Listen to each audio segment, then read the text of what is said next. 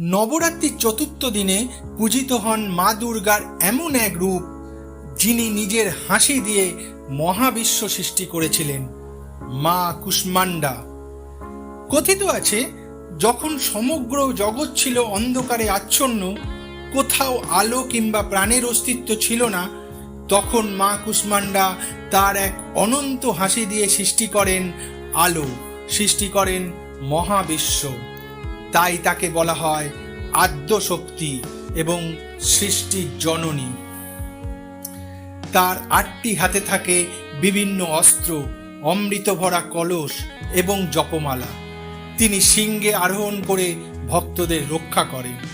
মা কুষ্মান্ডার পুজোয় মানুষ লাভ করে দীপ্তি, স্বাস্থ্য, শক্তি আর দীর্ঘায়ু। ভক্তরা বিশ্বাস করেন তার আশীর্বাদ ছাড়া পৃথিবীতে জীবনের অস্তিত্বই সম্ভব না। নবরাত্রির প্রতিটি রূপের কাহিনী জানতে আমাদের প্লে লিস্ট ফলো করুন, নবরূপে নবদুর্গা।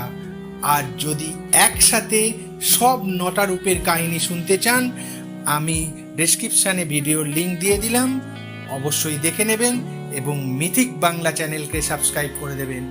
মিথিক বাংলা, যেখানে পুরাণ জীবন্ত হয়।